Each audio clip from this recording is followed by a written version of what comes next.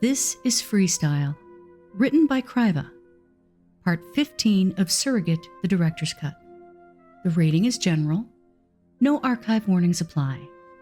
The fandom is Malevolent, the podcast. Additional tags. It's still June 3rd somewhere in the US. Happy birthday, John. I have given you a good time. John has a nice and fun time and nothing bad happens. It's so kind of Harlan to put John's birthday during Pride Month. Happy Pride, everyone.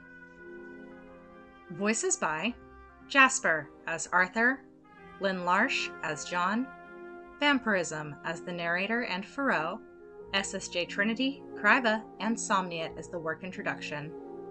Editing by Flamia. Directed by Vmprsm. Transcript by Saffron. Created and posted with permission from the authors of Surrogate, the Director's Cut. When Bach doesn't go over well with Faroe, Arthur tries something a bit more experimental. John's a fan.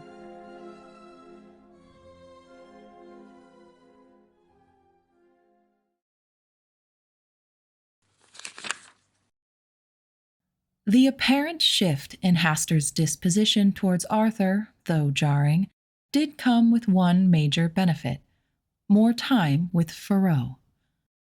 Do you think she's coming? Arthur asked on this particular day, after John had watched his face go from hopeful anticipation to nervousness and now to a desperate sort of lost puppy longing. He got up from the piano bench after several minutes waiting too long, the nervous energy compelling his legs to move, to pace. She comes every afternoon, Arthur. John's voice only a little sullen. Move slightly to your right, or you'll hit her harp. But it doesn't usually take this long. John watched his brow furrow with worry. He wanted to reach up, to smooth the wrinkles flat, but resisted, just. Perhaps not hard enough, since he took Arthur's wrist in hand and gave it a squeeze. I am confident she's coming, Arthur. It was then John saw the door open, with only the softest creak, and the face of a mischievous little girl peek in. Faroe watched Arthur pace for a long moment before creeping in, her bare feet silent against the ground. Someone had been playing in the courtyard with no shoes again, John thought, and he was smug with the realization that it would annoy Haster. And she began to creep forward. Behind her, Nibbles slid into the room like a shadow, settling to the left of the piano. He should tell Arthur. But how can you be sure? What if something happened? Arthur's face was a mask of worry. Faroe crept closer, clumsily tucking behind the piano as Arthur paced. Nibbles watched the scene with what John assumed was a bemused expression. He really should tell Arthur. John, please speak to me. I'm half mad with it. I don't know what I'd do if... Faroe leaped from behind the piano, arms up and face a mix of joy and the most ferocious expression she could manage. Arthur leapt backward, nearly falling over the piano bench as instinct took over. I got you! Did I scare you? Half to death. John watched in awe as the man's look of terror washed away with joy and relief and a bit of embarrassment. It made him look younger, less worn somehow. Jesus. John, that was a trick you pulled too. I thought you would appreciate it. There was no sullenness to his words, more the self-satisfaction of a prank done well. All right, my darling. Arthur's smile warm and lovely. What shall we play today? Faroe began to lose interest about 15 minutes into learning Bach. Arthur's face remained bright and animated as he spoke, his fingers dancing across the keys, and John felt torn as he watched the little girl blink, yawn silently, and politely play the chord Arthur asked of her.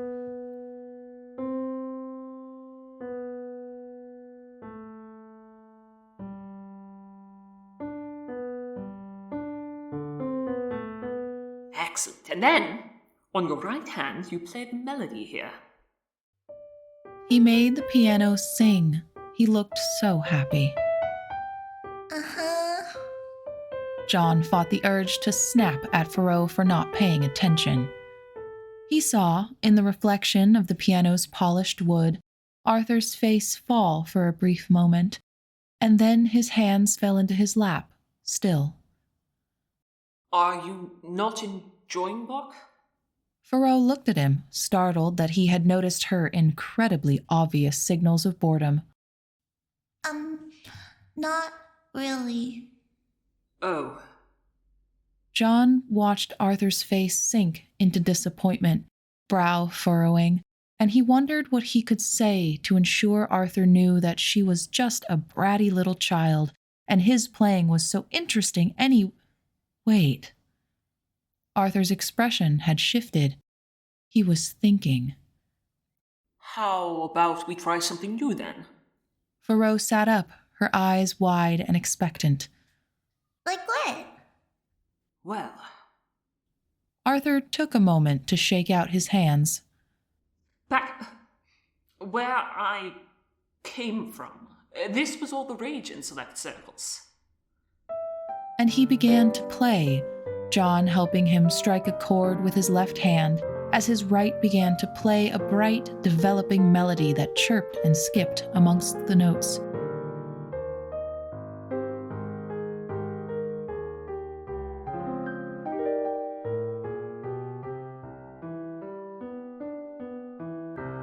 It was playful, it was brilliant.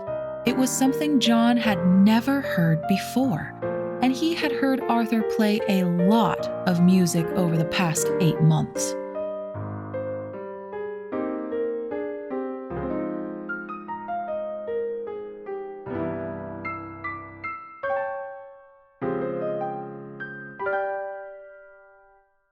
Faroe stared at him with open adoration as he finished with another bright chord. What was that? Jazz, they call it. He had a fond, silly smile. I want to play. The girl bounced on the bench, her legs swinging excitedly. Brilliant.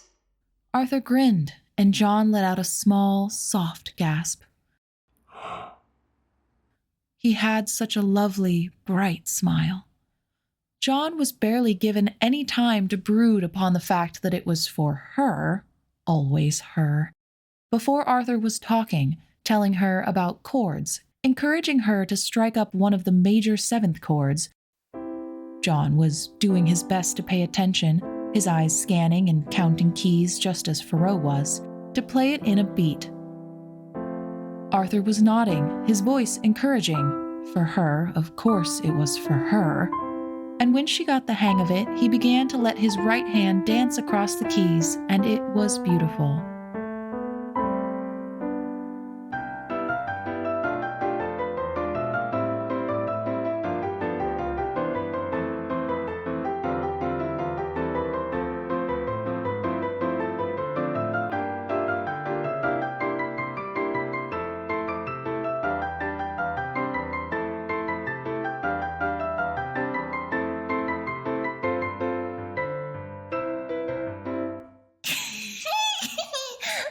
Me.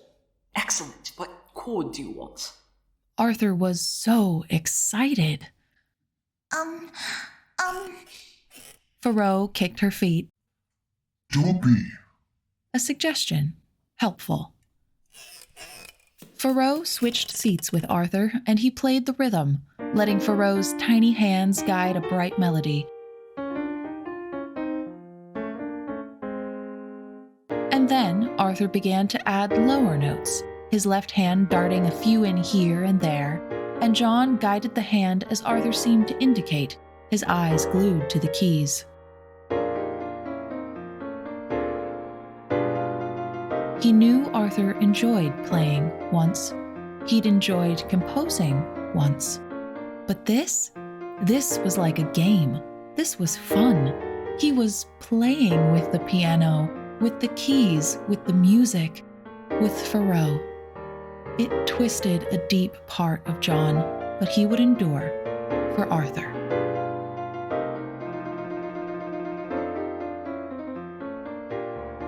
Faroe finished her piece by slamming her hands on the keyboard, the sound discordant but joyful as she squealed with laughter. John! It was Arthur, his voice bright and cheerful. That he wasn't expecting, and he startled out of his self-indulgent sulk. Yes? You should try. In a mirror, John could see his face, so warm, so inviting. Oh, I can't. I don't know how to play. You've been doing just fine helping me. I want to play with John. Faroe's fingers pressed a high C chord into a rhythm, You've been telling me how. which was partially true in the strange way that he could read what the hand they shared wanted to do. I've never played before. By myself. Oh, come on. John caught a glance in the mirror. Oh, Arthur was smiling. You can do it, John.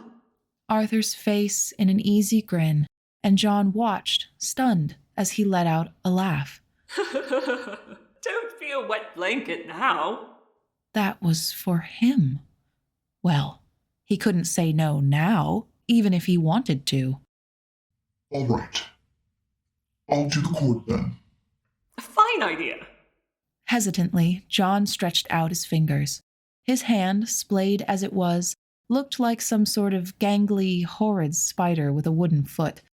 Hesitantly, he played a low, deep C major seventh. All right. Excellent. Arthur was smiling because of him. Give us a beat now. John began to tap out a rhythm, and Arthur's right hand began to play, dancing across the keys with a practice ease, and John was playing with Arthur. Faroe began to chime in, a secondary melody coming across from the high notes, and John nearly faltered, because what if it was bad and he ruined it? Arthur came in with a secondary set of chords, somehow harmonizing with John, but matching his pace, the beat. And he added other notes too, complementing them both, bringing them together in a tapestry of music. John decided to do something insane. After a beat, his hand darted to the side, adding in an E flat. Now you're getting it, John. John wanted to shriek with joy at the exhilaration of it.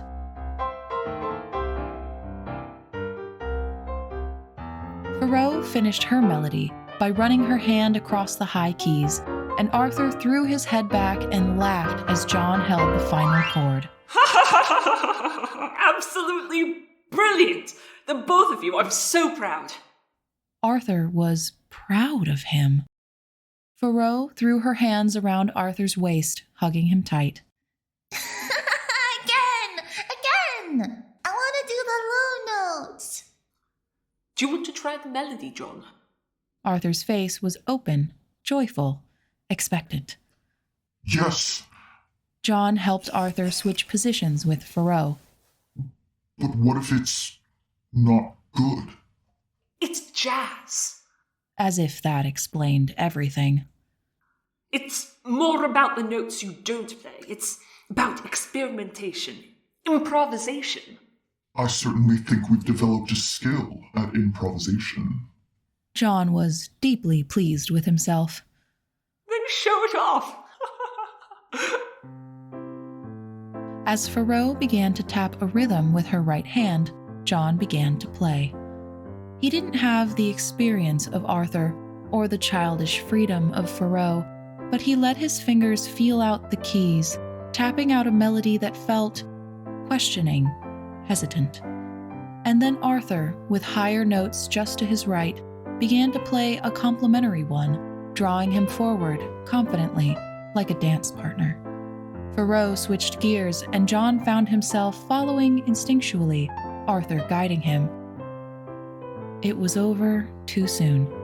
He could have stayed in that moment forever, but the door opened and John slammed his hand reflexively on the keys, discordant, when he saw a pair of dancers enter.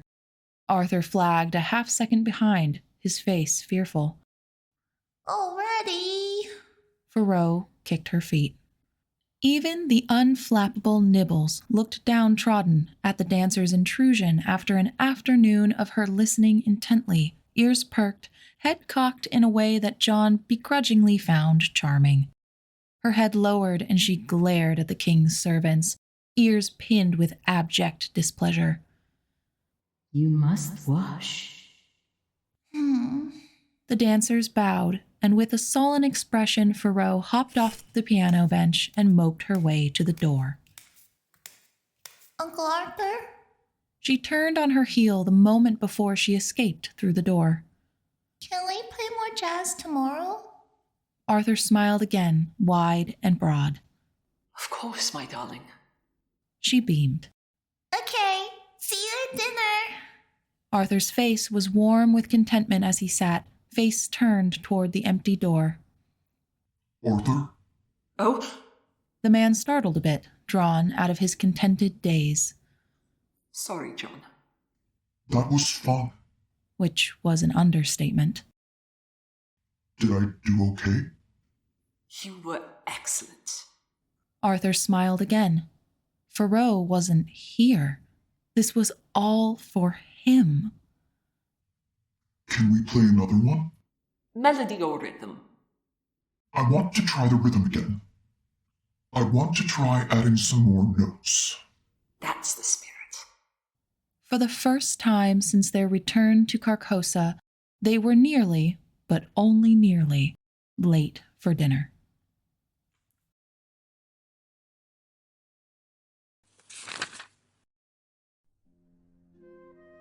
If you enjoyed this production of Surrogate, the Director's Cut, please read the original written work on AO3, where it is still actively updating as of July 2024. A link is in the work notes, where you can also find the social medias of all the production cast. Malevolent was written and produced by Harlan Guthrie, and all characters depicted here belong to their respective creators. The cast and management produced this show for no monetary gain, and all rights remain with the authors. Any sound effects or music used in this production were obtained legally or are created by the production cast. Please let us know your thoughts, and, as Kane would say, stay tuned for the next episode!